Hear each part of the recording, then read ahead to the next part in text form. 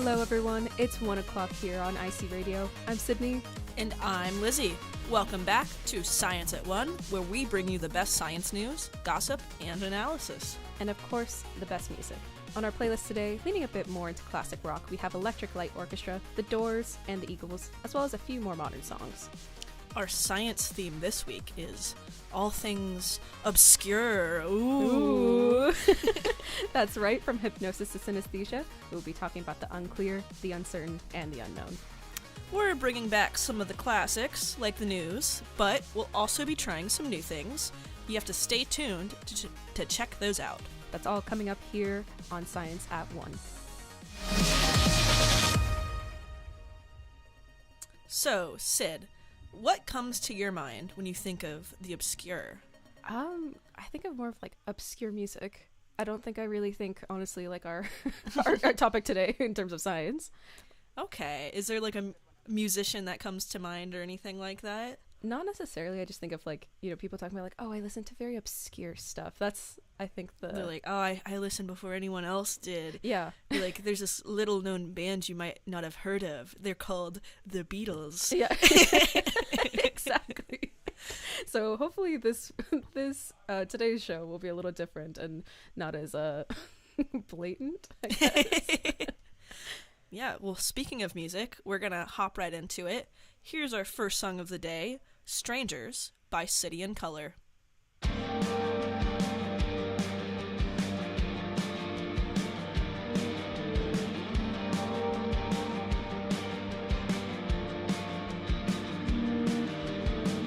Don't wake me when this is over, and just let me drift amidst my dreams.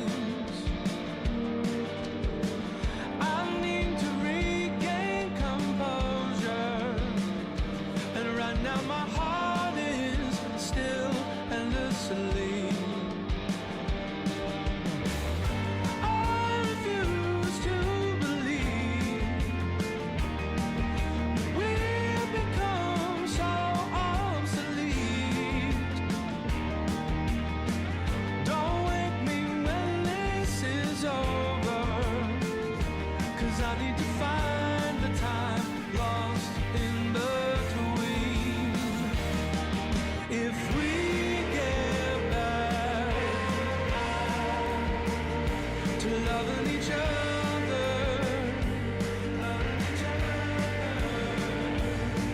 can we get back to learning how to live?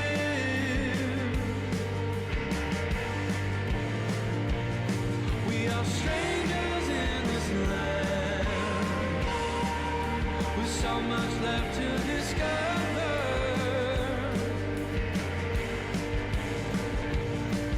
Can we get back to learning how to live?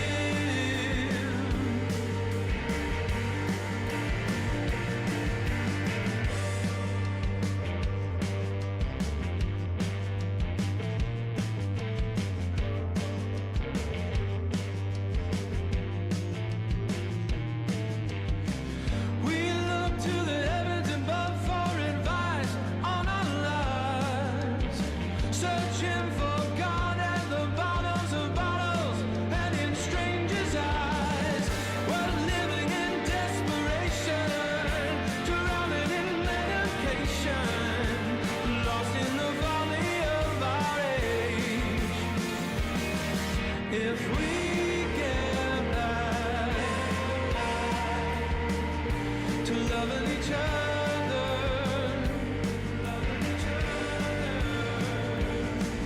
can we get back to learning how to live?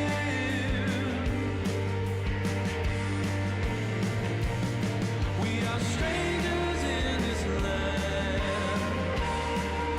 with so much left to discover.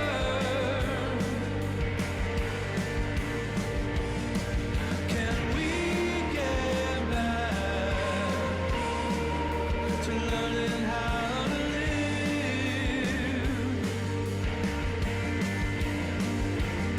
We are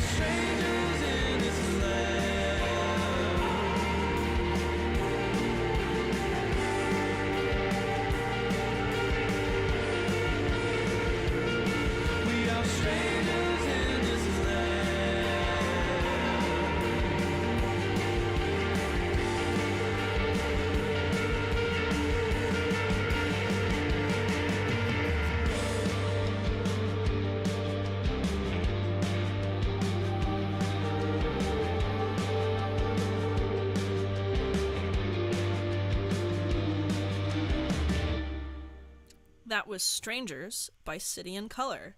Now, for the first story of the day, I have a fun bit of science history I want to talk about. I wrote about this story for our next issue of iScience, which is our department's science magazine.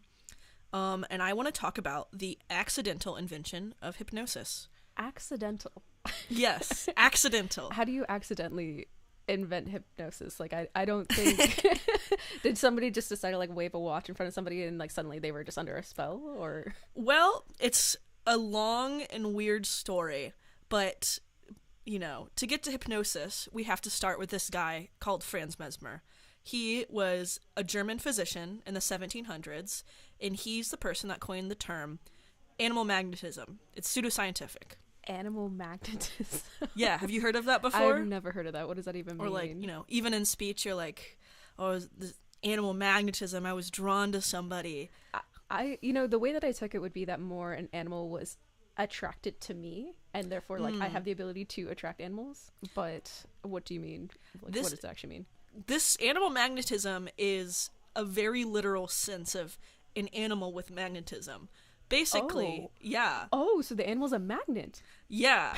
Or rather, what Franz Mesmer believed, he said that there's some sort of inalienable force that, or like a fluid, he would describe it as a fluid, that would run through our bodies. We couldn't see it, we could only feel it. It's kind of spiritual in nature, and it's magnetic. It transcends space and time, but it's magnetic. And so... it's less about being drawn to one another, and rather that you had a magnetic force in your body. And the reason this is sort of scientific, or the reason he said it was scientific, is that he postulated that if you get a blockage in your body, that's like a blockage in your magnetic force, but he could heal you with his magnets. So would he actually, like, place magnets over the body? Like, how would that even work? Well, it's a bit weirder than that. Instead of just, like, putting magnets on you, he would do, you know, Mesmer, his name is where the term mesmerize comes from. Oh. And so he would do these sort of mesmerizing rituals where he'd bring, you know, people would come to watch. It was a spectacle. And this person who was experienced whatever illness they were, sometimes it was like hysteria, he would take these magnetized iron rods and dance around them, like literally dance, and wave the wands around them to try to manipulate their field. Or sometimes there'd be like iron tubs full of water that people would sit in. The idea is he was controlling using the magnets to control their magnetic fluid. And when I say people would go crazy, I mean they would go crazy. Like what do you mean? Convulsive fits. Like, he would dance around them, waving these sticks around, and they'd start shrieking, flailing their limbs, going absolutely mental. What? Yes. Why? Like, was he actually doing something to them? Or was there, like, another aspect that he wasn't showing? Or was it... Well, that's where the accidental hypnosis comes in. Is, you know, there are actual cases of magnets in medicine, like MRI, magnetic resonance imaging, where you use magnetic fields to create an image of your internal organs, but it was not this. The magnetic idea was disproven by people actually like Ben Franklin. Oh, he was, you know, Ben Franklin was in France at the time that Mesmer was, and a lot of scholars disproved it. It was a whole kooky scenario of they magnetized one tree and had to have a little boy that they said was magnetized find the tree, and he found the wrong tree. There's a whole series of weird shenanigans they did to disprove and him. that was like their scientific process of like, this is how we're going to disprove this. We're going to magnetize a tree and make a boy go find it. It was like they're like, we need to peer review this, and peer review. It didn't work, obviously. Yeah. Because I mean, we're around magnets all the time, and no one goes crazy from them. But people went back in time and, you know, maybe a couple decades later looked at Mesmer's work and was like, obviously nothing was going on with the magnets, but people still freaked out by it. People were still like under his spell. Yeah, so they were like under the impression, or they were so impressed by whatever he was doing that they felt something was actually happening. Yeah, and it was, you know, some of the first people who practiced hypnosis, James Braid, who coined the term, and then Jean-Martin Charcot, one of the people who kind of also helped further this idea of hypnosis, they explicitly went back and studied Mesmer, and they concluded that any effect he was having was manipulation of the mind. And so that's kind of this idea of, without Mesmer being a weirdo, hypnosis would not have been a thing. And then, of course, hypnosis goes on to influence Sigmund Freud, who uses hypnosis in his treatment of patients. He develops psychoanalysis.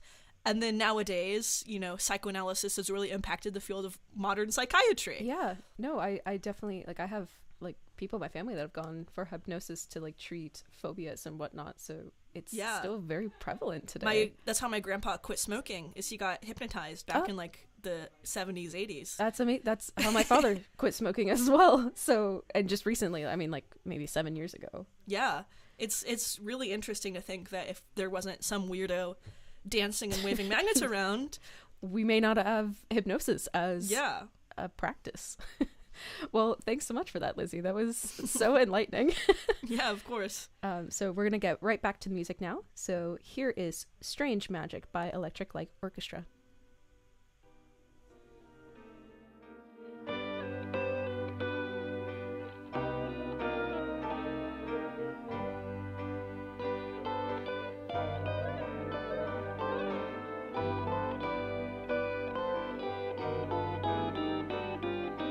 You're sailing softly through the sun in a broken Stone Age dawn. You fly so high, I get a strange magic. Oh, what a strange magic. Oh, it's a strange magic. Got it? Strange magic. Got it? Strange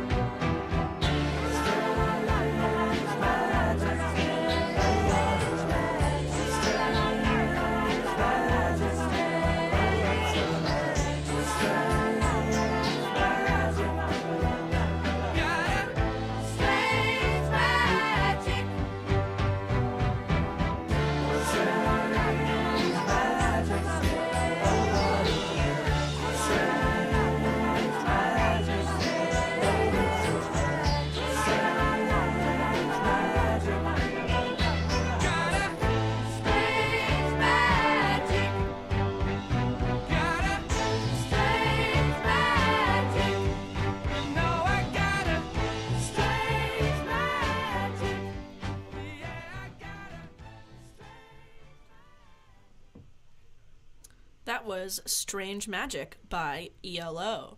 Now, for our next segment, we have a little bit of a game/competition.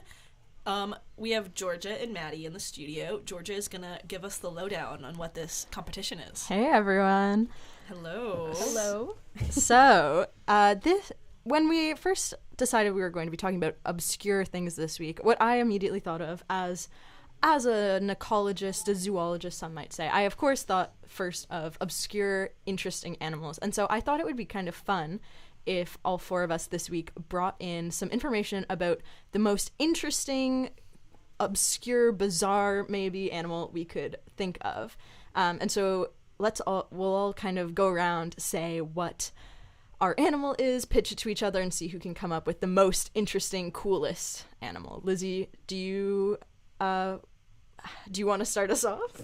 Yeah, cool. And we need our listeners at home to listen very closely and think very hard about this decision, because we're going to have a poll going out where you can vote on what you think the most interesting obscure animal is. Should I start off with my animal? I feel like you've got a mind for bizarre animals, so I'd kind of like to hear what you came up with. I've taken several invert zoology classes when I was in my undergrad, and so this one I chose to talk about tunicates. These guys are known more commonly by their name sea squirts. I love a sea squirt. Oh yeah, intertidal. And if you don't know what a sea squirt looks like, basically, do you not remember when you're kids and you'd go to like the book fair and you'd get those like tubes full of jelly you could shake and they felt really good on your hands? The ones that they would like slide through. Yeah, like, they slide through, and they had like glitter in them and stuff. Yeah, that's kind of what a sea squirt looks like. I have no idea. This may be a very American Is it like experience. those like stressed kind of? It's kind of a stress ball. I have never been so baffled on the radio. They are so weird. It's You've just a already weird got feeling. me on the bizarre. Yeah, So. So imagine you have like a squishy, fleshy looking tube. They come in a bunch of different colors, but it's basically a tube with two holes. One is like a hole where the water goes in, one's a hole where the water goes out. They're filter feeders. Yeah. They're very cute. Yeah. My interesting fact about them is that they are actually in phylum Chordata, which means that they're more closely related to humans than other invertebrates are, like, you know, your bugs, your crustaceans, maybe your worms. I remember when I was taking my undergrad zoology, like intro to zoology course, I got so angry because they do not feel like chordates to me, and I was always upset that they were included in that phylum, but I've since come around and they're really cute. They are. I think throughout this game, I recommend everyone listening at home takes the time to look up what these animals look like, because that's half the fun with animals, I would say. Definitely. Who wants to go next? I can. Okay. After I threw Lizzie in. So longtime listeners will know that I'm a Science at One's herpetology correspondent. And so, of course, I had to bring in my favorite salamander. Well, okay, not my favorite. It's hard to pick a favorite salamander. I shouldn't go so far as to say that. That's a hard choice to make. It's a really tricky choice to make. But my maybe most exciting and obscure salamander is the hellbender salamander. Have any of you ever seen the hellbender salamander? I have not. Oh, yeah. Oh, Let me yeah. go look Oh up yeah, this. they're native to the United States. They're these giant aquatic salamanders. They can grow up to 75 centimeters long, and they're pretty like chubby gosh. and wide. They're wild. They're really huge, They're and they massive. live in fast-running streams. They're so sick. There's some debate about where the name came from, but hellbender, some people, the lore is that it was named because it's a creature from hell bent on returning. So a hellbenter, some might say.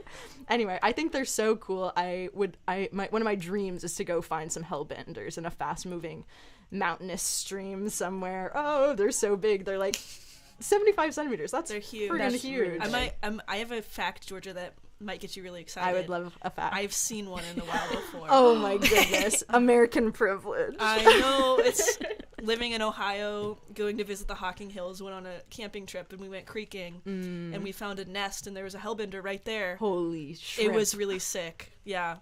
Well, okay. I'll have to come visit you, it sounds like. I would love to see a hellbender salamander. Oh, now, yeah. Maddie, do you have an animal you'd like to share with us? Yeah, although I don't think it's going to win in the cool factor necessarily the same way some of these are, because it's a little maybe more ordinary in comparison. It's still really cool. Well, let's hear it out. But it appears very ordinary. So mine is the Mongolian wild horse, which is interesting because it... Nay. Great imitation there, Georgia. Pleasure. You know, there's a lot of like domesticated horses that are considered wild because they're feral, but this is actually what would be considered a true wild horse, so an undomesticated species. Oh, okay. And there's a lot of other names for it. This is just like the one that I don't butcher when I say it. So if you look it up, you'll see there's a couple different like kind of commonly referred to names. But essentially, scientists believe that they are, alongside domestic horses, survivors of two separate lineages. So they're actually not like necessarily sharing a common ancestor. Okay. They were like diverged before horses were domesticated. Ooh. So yeah, they were actually almost extinct. They are endangered still, but they've been reintroduced to their native habitat in Mongolia. They're also like they're found in zoos everywhere, and also just like local areas in Central Asia and Eastern Europe. But what's really interesting is, so like taxonomically they still can't really classify it, but there is a difference in the chromosome makeup. They actually have 33 chromosomes compared to domestic horses with 32. That's really interesting. Yeah. So if we looked at them, would we think they look like, is it obvious to be able to tell what the difference is between them and a domesticated horse? Well, like a domesticated horse, like, okay, if you think of like the standard horse that comes to mind, it probably will look different, but there are like other maybe more unknown species of like breeds, I should say, not species, breeds of horses that look a little different. They kind of almost look a little bit more like zebra-esque, I would say. Yeah. Looking So up a maybe not picture of nay. it, like it's a pretty rustic looking horse. Like, Yeah. A rustic. yeah. They've got like stripes on their legs and stuff. Okay, that's Yeah. so cool. Everyone at home, look them up as well, so you can make an informed choice when we post Yeah. our poll. Of course. Now, our last player in the obscure animal game is Sydney. Tell us about what you came up with, Sydney. So mine comes from the deep sea, and it is called the Sinonophore. So it is the longest animal in the world at 45 meters long in length, 150. You've got the feet, hellbender beat. Yeah, sorry. 150 feet in length for our American friends out there. So it is even longer than the blue whale, which has, I think, one of the largest ones that's ever been confirmed was 29.9 meters. Oh, wow. So just to really give you a feel for how large this thing is. That's wild. Yeah. So actually each Sinonophore is a colony of individual parts. Like, they're called zooids. So if you imagine a jellyfish, how it has all these tentacles that come out of it, you have to think of a Sinonophore. Its diameter is at most like a broomstick, but it's super, super, super long. And then it has these little tentacles that project out of it. And these little tentacles, they are used to sting and trap their prey and inject toxins, so that way they incapacitate their prey. And then they use they have multiple mouths, and they can pull the prey in and eat them from multiple parts. I wouldn't want to eat one of them when I'm scuba diving. Quite terrifying. I mean, but they are deep sea, so I mean, I guess unless you're going scuba diving in a deep sea, it may not be great. But another thing is, some of them have been seen to emit light, like red light. So they mimic and then they can also mimic their prey swimming habits to help bring them closer. So they're quite interesting. That's quite so cool. weird. Quite Yeah, unique. I feel like there's so much weird stuff going on at the bottom of the ocean. Yeah, that like we just don't see. We've barely scratched the surface, so to speak. Okay. So that, I guess, we've all pitched our animal. So we have our tunicates, our hellbenders, our Mongolian wild horse, and our siphonophores.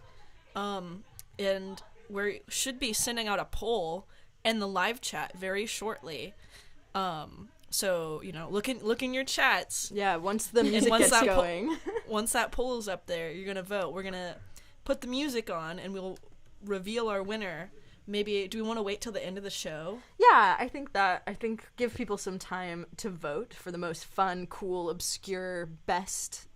That's my cue for Or just amphibians. their personal favorite. Yeah, Or I guess your your personal favorite. In the chat. And also, if you have your own obscure animal that you want to tell us about, I think we'd love to hear about that as well. Beautiful. Okay. Well, while that is going on, we're going to listen to some more music. Here is Witchy Woman by the Eagles.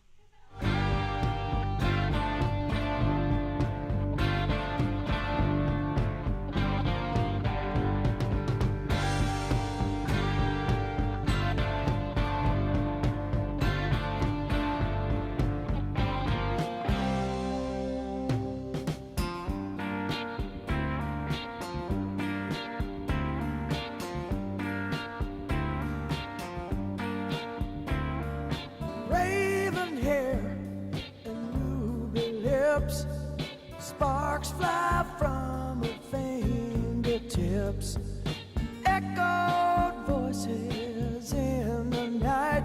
She's a restless spirit on an endless flight. Ooh, witchy woman, see how high she flies. Ooh, witchy woman, she got the moon in her eye.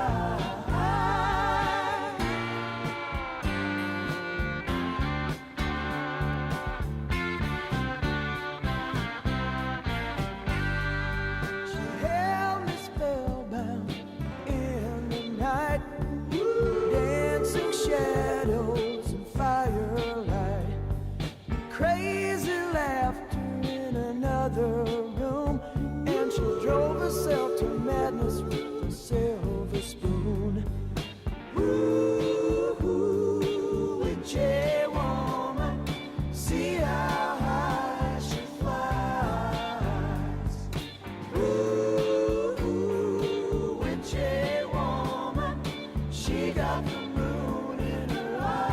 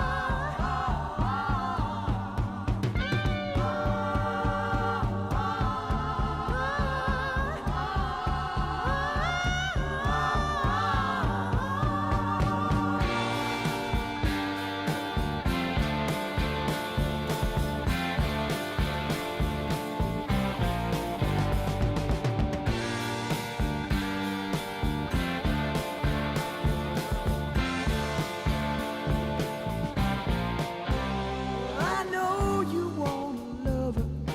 Let me tell you, brother, she's been sleeping in the devil's bed.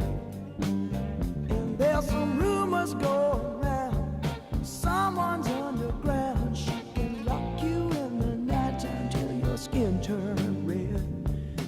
Ooh, witchy woman, see how high she flies. Ooh, witchy woman, she got the moon in her eye.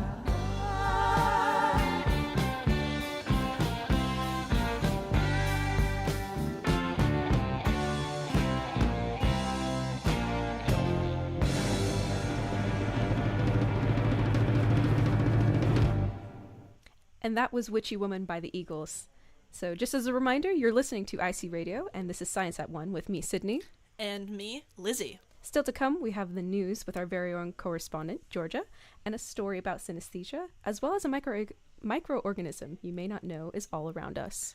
Don't forget to get in touch with us. You can always email us via science19@gmail.com. That's 1 spelled out and 9 written as a number, so that's SCIENCEONE, the number 9@gmail.com. And you can also comment in the chat. We've got some good conversations going on in the chat so far. Yeah. Do you want to take a look at who's there? Sure. Thanks to Lord Nubis talking about how they would never have thought in a million years that mesmerize comes from some dude named Mesmer who danced and waved around magnets. Yeah, but it looks like Caius disagrees. That's exactly how he pictured the word had been coined, which, in some ways I would agree, but I think in others I really would have never guessed that that's how this word came about. Yeah. And, bring back to hypnosis, Caius also says that their sister got hypnotized when she was trying to go vegan. I'd never thought of using it in the application, but That's a interesting. very unique application for using hypnosis, I would say. But If it works, it works. Yeah, so no judgment here. Yeah. Also think it's interesting metric that Lord Nubis proposes to vote for which animal you think would win in a fight. Sure, why not?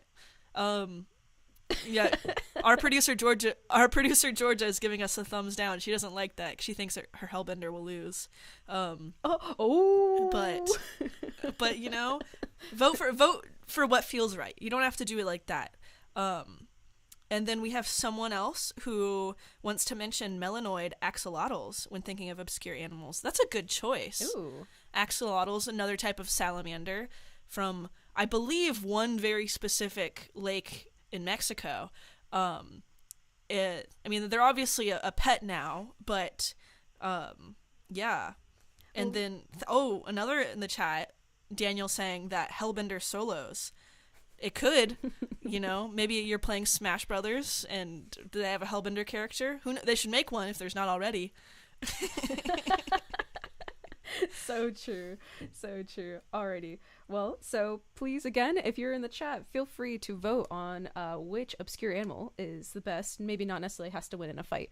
But until then, we're going to be getting back to the music. So here's People Are Strange by The Doors.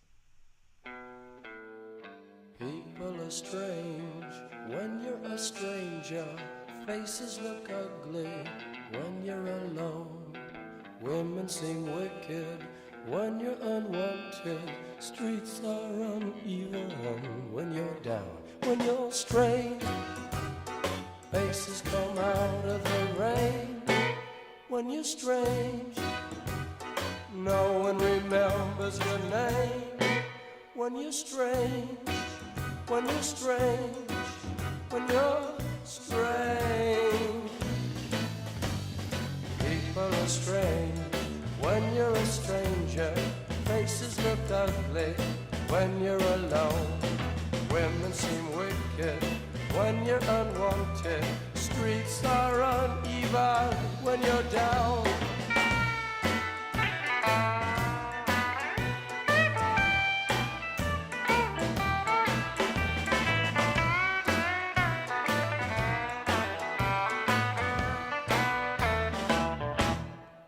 When you're strange, faces come out of the rain.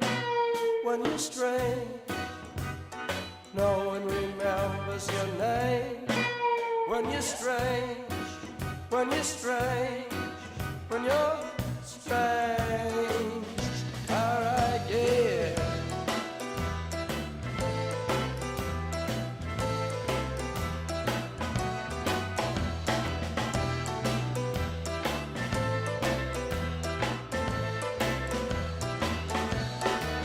When you're strange, faces come out of the rain. When you're strange, no one remembers your name. When you're strange, when you're strange, when you're strange. That was People Are Strange by The Doors. Now we have Georgia in the studio for the news. Welcome, Georgia. Hey everyone, happy to be back. Oh, thank you. So what have you been able to find for us about the news? So I've got a few stories today. My first one is some good news, finally. I feel like the last time I was the news correspondent, it was only bad. But today we have some interesting updates about possible advances in carbon sequestration, which isn't the sexiest topic to talk about. I feel like it doesn't have the best ring to it. Yeah, but sequestration. Sounds pretty sexy to me. Carbon. Possible advances. But yeah, it's kind of a cool story. So one of the big problems in terms of climate change right now is we're emitting way more carbon than the planet is able to absorb and store. So you hear about things like carbon sinks, like the ocean is a carbon sink, trees are a carbon sink. This means that they can take CO2 out of the atmosphere, out of other places as well. But they can take it out of the atmosphere and store it and sequester it. Gotcha. But kind of why we're in a bit of a pickle is because current carbon sinks do not absorb carbon as fast as we humans are emitting it. Now, this seems like not the good news story, I promise, but it's not really news. I feel like all of our listeners are well aware of this issue. Is there a but in this story? Yes. So Perfect. the news, the actual news, is that some researchers have come up with an idea where they could enrich our agricultural soils and fertilizers with calcium silicates instead of what they currently use, which is magnesium silicates. And because calcium silicates react faster with CO2, they would be way better suited to store carbon and be a better carbon sink than current soils. In fact, they estimate that they could pull down billions of tons of atmospheric CO2 annually just by making this one change. That's intense. Yeah, and that's right? cool too, because it sounds like it'd be a pretty passive thing of farmers just switch the fertilizer they're using to this new type. Yeah, I mean, so there is a problem in terms of this right now, which is that calcium silicates are not nearly as naturally abundant as current used magnesium silicates are, but they're working on it. So they're still figuring out how to synthesize these in a super efficient way to make it work well, but it could be a huge step forward. And as you say, it would be passive. It makes use of existing agricultural lands and would make them a lot more carbon efficient. Yeah, okay. That sounds really interesting. Even if we can't do it at scale yet, that's still exciting. Yeah, a big possibility. Great. Well, do you have any more good news for us today? I do. I have only good news today. My next story is that researchers in Chile have been looking into fog harvesting potential. Harvesting fog. Yeah, fog, like F-O-G, like what floats around in the sky. Why would you want to harvest fog? Well, listen, as someone who's living in London at the moment, fog, I'm like, it's on the mind all the time. So, as many listeners and yourselves probably know, freshwater can be like a super limited resource, especially in communities that are harder to reach by water. So things like arid deserts, or maybe high up in the mountain where it would be super heavy to carry freshwater if it isn't naturally occurring. But the ironic thing is these areas, especially mountain communities, are often literally surrounded by clouds and fog. Like, you're above the cloud line. Sometimes you walk outside of your house, it's like cloud directly in front of your face. You're literally walking on clouds. Yeah, so it's hard to get fresh water to you. However, there is just water in gas form all around you all the time. So Just mocking you. Yeah. I'm trying to think, like maybe sort of like a Bugs Bunny, Wile E. Coyote, take a lasso and pull down a cloud and start drinking from it. But obviously that's not how it would actually work. So, Well, I mean, it's not how it actually works, but you're not too far off, to be completely honest. It can be pretty simple. So essentially how you harvest fog is you hang a mesh net, not too unlike a lasso, although a bit unlike a lasso, kind of like a much thinner fishing net, and you hang it between two poles.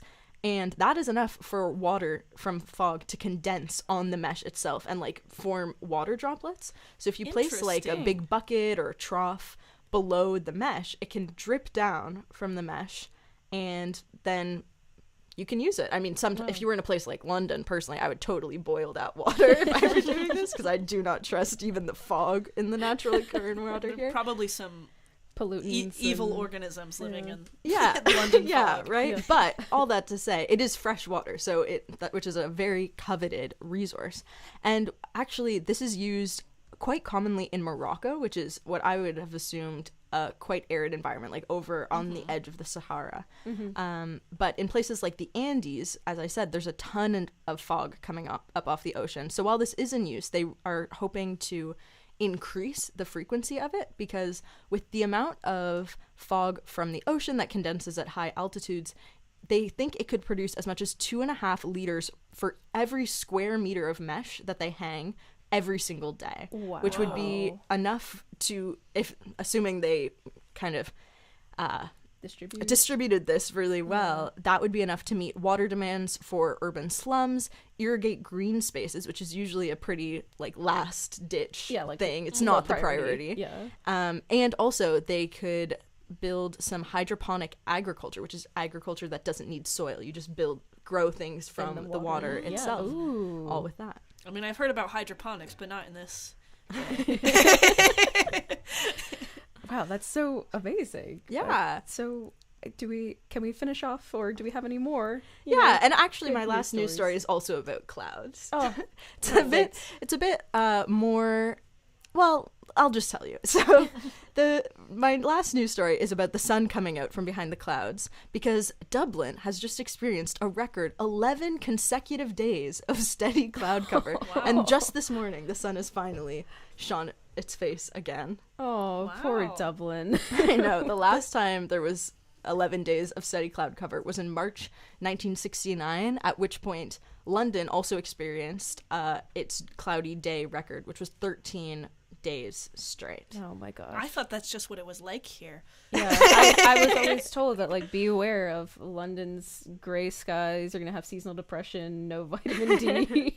But it's not been too bad. Usually there's a little peek out, and I haven't been outside actually in the last little bit because I've been in the studio. But I'm hoping that this sun from Dublin ends up also shining a little bit over here on us. And I wish everyone who's having a sunny day, wherever you may be, a beautiful, bright, enjoyable sunlight. As a wise little girl once said, the sun will come out tomorrow. Oh, she so said that. Oh my god. I think she might have sung it. A proverb. Yeah. Well, Proverbial sun. Thank you so much, Georgia, for this news. It's nice to have wonderful, happy news. Happy news today. We're going to jump right back to the music. Here's Like Magic by Jordan.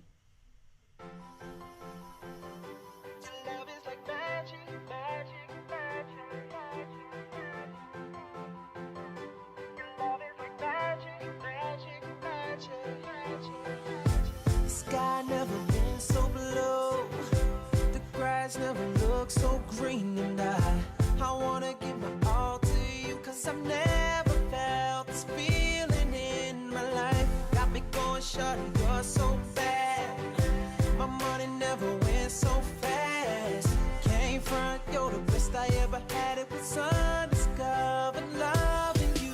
I found I just gotta have it. I reach out and grab it. Your love is like magic, baby. Oh, oh, oh. Your love is like magic, baby. Oh, oh, oh. Can't even imagine you were miles away, somewhere in outer space. And just to see your face, I'd have to find a way, baby. Oh, oh, oh. No, this isn't average, baby. Oh, oh, oh. Your love is like magic, magic, magic. Yeah, yeah, yeah. Your love is like magic, baby. Magic, magic. Yeah, yeah, yeah. Your love is like magic, baby. Magic, magic. The air's never been so clear. The months used to feel like years, but that changes every time you're near. It's like I'm starting over every day. Something sexy about the way you smile. It pulls me in and I just don't know how. I'm hypnotized, I'm under your spell, baby. I'm not going anywhere. I just gotta have it. I reach out and grab it. Your love is like magic, baby. Oh, oh, oh. Your love is like magic, baby. Oh, oh, oh. Can't even imagine you were miles away, somewhere in outer space. And just to see your face, I'd have to find a way, baby. Oh, oh, oh. No, this isn't average, baby. Oh, oh, oh. Your love is like magic, magic, magic. Yeah, yeah, yeah. Your love is like magic, baby. Magic, magic. Yeah, yeah, yeah. Your love is like magic, baby. Magic, magic. I know it's hard to believe it till the first touch. We magicians know how to make you all believe in us. When you believe in us, there ain't no stopping us. Cause it's your love, you know I just can't get enough. I just gotta have it. I reach out and grab it. Your love is like magic, baby, oh, oh, oh. Your love is like magic, baby, oh, oh, oh. Can't even imagine you were miles away, somewhere in outer space. And just to see your face, I'd have to find a way. Hey, oh, oh. No, this isn't average. Hey, oh, oh. Your love is like magic, magic, magic. Yeah, yeah, yeah. Your love is like magic, magic, magic. Yeah, yeah, yeah. Your love is like magic, magic, magic. Your love is like magic, magic,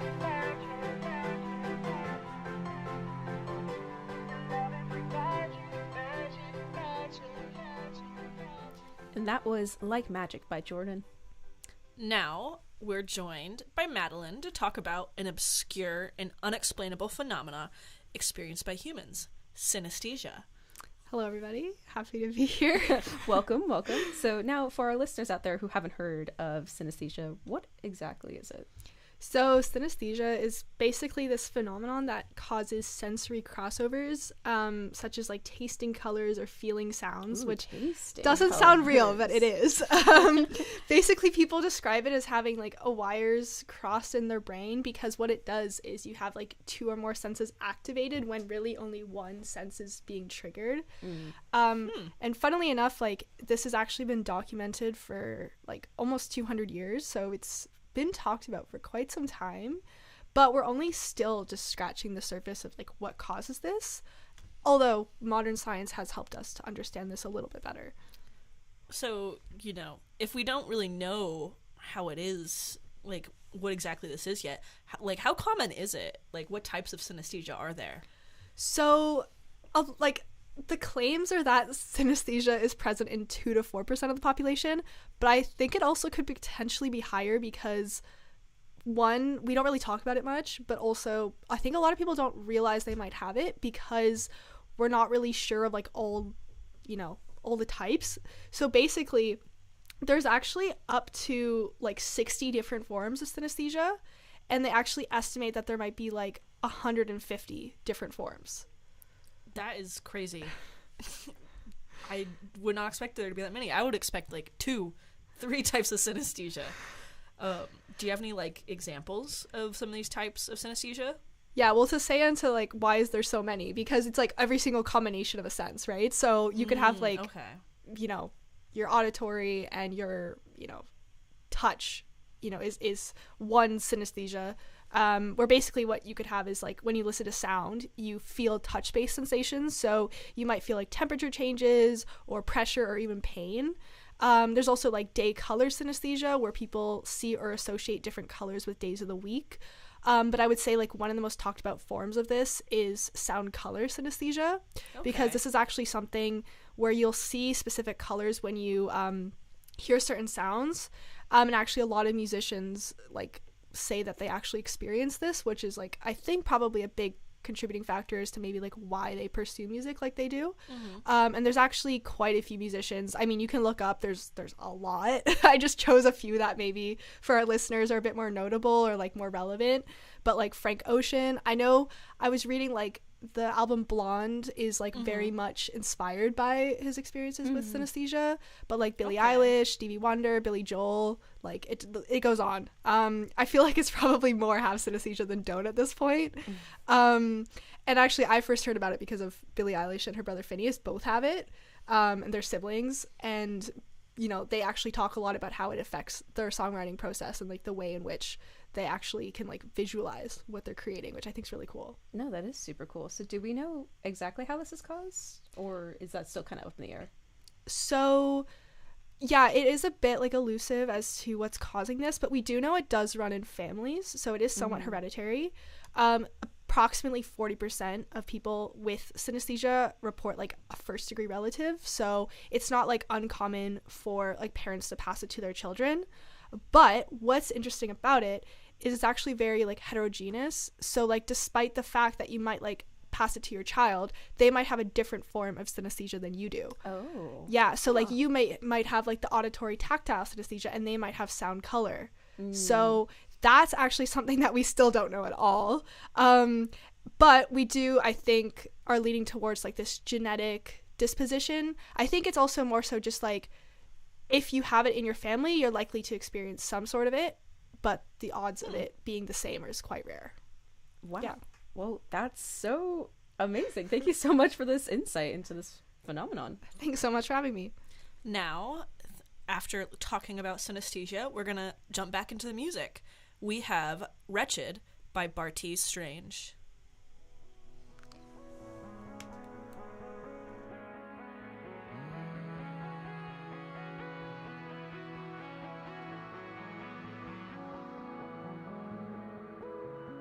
Daylight doesn't seem to come up as fast.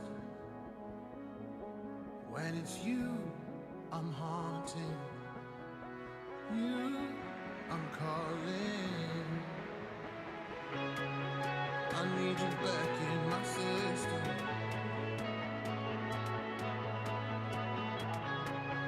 So many things I wish I'd known.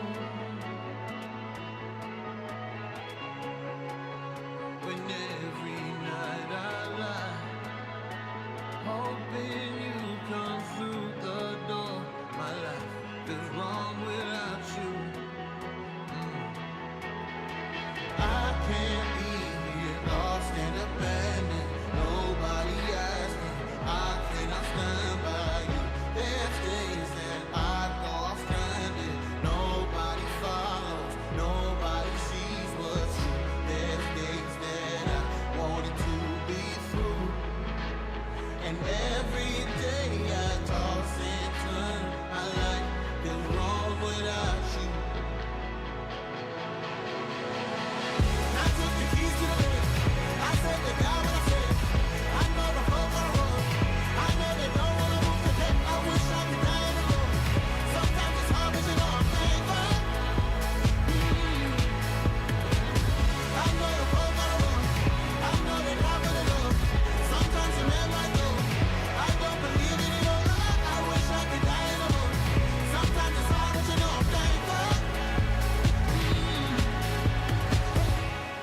I was trying to be something wretched, something I saw on TV,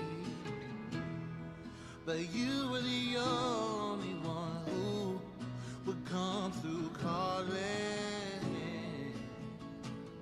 You found ways to rescue me.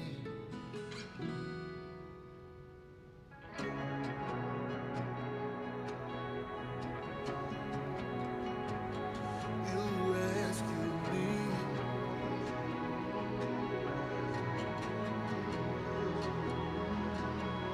If I can't be here, lost and abandoned, nobody asking, I cannot stand by you. There's days that I go off stranded. Nobody follows, nobody sees what's new. There's days that I wanted to be through. And every day I toss and turn. My life is wrong without you. Woo! Hey, I took the keys to the end. I said the guy what I said. I know the folk on the road.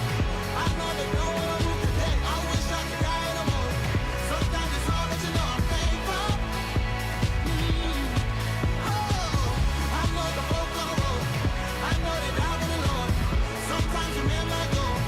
I don't believe anymore. I wish I could die in the morning. Sometimes it's hard, but you know I'm thankful.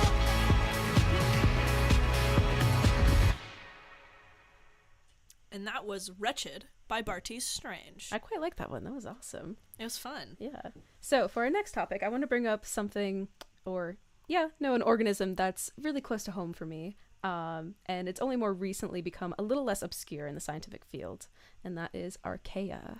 Okay. I feel like, we talked about this a little bit in like my intro to bio classes in undergrad, but I don't know that much about them compared to other parts of biology that I've learned about.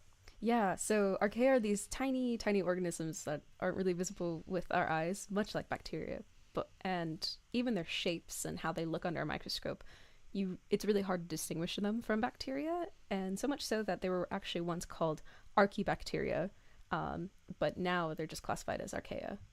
So you keep saying like similar to, so that they're not actually bacteria then. Right, so although they may look like them, scientists have looked at their genetic makeup and found that they're very different from bacteria. A lot of their cellular processes are actually a lot more similar to how our own cells operate. Okay. And are thought to even be potentially our ancestors. Wow. That's interesting. Next time I look at some bugs under a microscope and be like, are you my grandpa? Yeah. As you should. So from what I know about them, like, aren't they like normally found in really weird environments? I feel like I heard like volcanic activity and like thermal vents in the ocean. Yeah, no, some are, and that's how they were originally classified, as these extremophiles. So like you mentioned, some live in deep sea hydrothermal vents, others live in some acidic hot springs like Yellowstone National Park. And they were thought to only live and thrive in these harsh environments. But as research has been done on them more, scientists are finding that they are actually found all around us, similar to like how bacteria are. Mm-hmm. Interesting. So like, we know at this point that we have bacteria all around us. Like, I think I read once that there's like a bunch of different bacteria like in our belly button, all over our skin, our eyebrows, in our gut. Yeah, the human microbiome, as some may coin it. So if we have a lot of bacteria, do you know if we have archaea there too? Yeah, so we actually do. Wow. So many archaea are classified as methanogens, which means that they convert CO2 and hydrogen to make methane for their energy source. Okay. So they've been found in places where maybe there's a lack of oxygen, like in our gut, or below the gum line in our plaque, and even on our skin. So we definitely are covered with them. Now, the percentages are kind of up for debate, and whether or not they're actually good for us or bad for us, just like how bacteria are kind of coined as being like, oh, you have an overgrowth of this much or undergrowth of this much. All that's really highly debated right now because they're really hard to study. Interesting. Your comment about the gum line, it makes me want to brush my teeth right now. Should probably do that anyways. But why are they hard to study, or I guess harder than like bacteria? Yeah. So remember how I said a lot of them are methanogens, meaning that they're using CO2 and hydrogen to make methane for their energy. Yeah. Well, a lot of them are anaerobic, meaning they don't need oxygen. And so when scientists try to actually study these organisms, they have to find an environment that won't kill them. So they need, to have a lot of funding and a space to do this, which is a challenge in itself, as well as creating an environment that mimics where they're finding them. So if it's in the human gut or the microbiome, like on the skin, we need to know the makeup of the other bacteria that are there, and to kind of replicate that is challenging because that varies from an individual to an individual. So altogether, that makes it really hard to see how they impact, say, humans. Okay, because like in my experience with microbio, like having to do the, oh my gosh, I forget what it's called, the little slides. You have your aseptic technique with your little flame and everything, but it seems you can't really do that if they can't be exposed to oxygen. Yeah. No. Exactly. Yeah. So, that's just another little thing to consider when you look around in your day, look at your own body. Sometimes there are things there that you can't see, and one of them could potentially be archaea. Okay, well, I guess I'm gonna be looking around a little more differently now that I know that there's more than just invisible little bacteria around me. It's all sorts of bugs. Thanks for teaching me about archaea, Sid. Yeah, no problem. And now we're gonna get back to the music. Here's our last song of the day, Hounds of Love by Kate Bush. It's in the trees. It's coming. When I was a child, running in the night, afraid of what might be, hiding in the dark, hiding in the street, and the world was full of enemy. The hounds of love are haunting. I've always been the coward.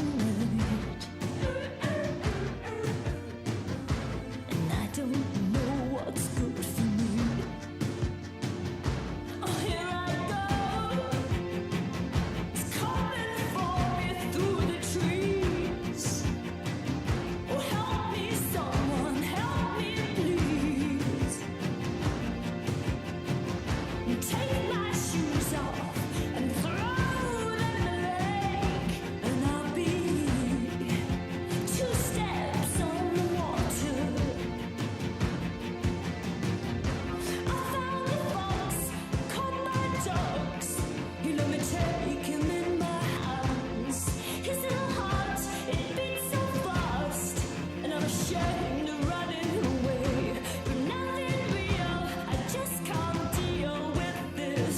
I'm still afraid to be there. On your arms of love, feel your arms surround me.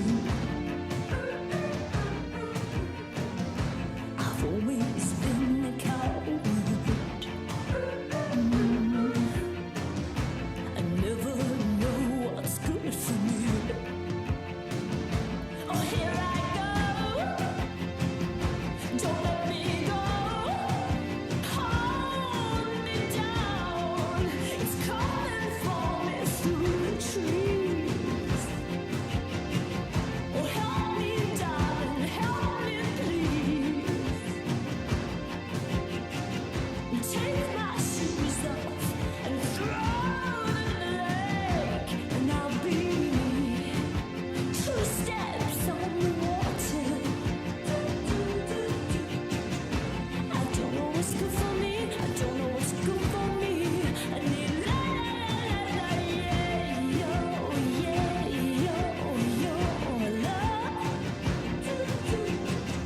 Take your shoes off and throw them in the lake.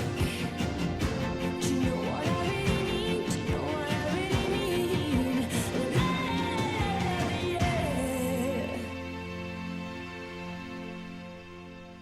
And that was Hounds of Love by Kate Bush. Well, we have reached the very end of our show for the day. Thank you so much to all of our listeners for tuning in to today's show. Before we wrap up, we want to announce the winner of our Obscure Animal Poll. Drum roll, please, Sydney. The winner is Hellbenders! Woo! Congratulations to Georgia, and congratulations to Hellbenders. It's a hard animal to beat. Pretty cool. Followed up by the Siphonophore and Mongolian Wild Horse, which are tied. My poor tunicates came in last. Oh, but no. that's okay. Saving I the still best for last. I appreciate them. Yeah. You know, golf points. Well, we want to thank everybody again for tuning in and also chatting with us in our little chat. We want to thank Daniel Rayleigh for commenting. We also want to thank Lord Nubis, as well as Caius Williams, and as well as Georgia for saying her love for her own songs. If you want to get in touch with us, remember to email us at science19@gmail.com. That's 1 spelled out and 9 the number, so science, O-N-E, the number 9 @gmail.com. For next week, Sid, do you want to tell us what our theme for next week is going to be? Yeah, so please tune in next week with us. We will be discussing patterns in geometry. Ooh. Shapes, symmetry, pattern recognition. There's a lot of things we could talk about. You'll just have to listen and see what that is. Exactly. So thank you again for tuning in. Please come back next week for another episode of Science at 1. This has been Sydney. This has been Lizzie. We'll catch you next time.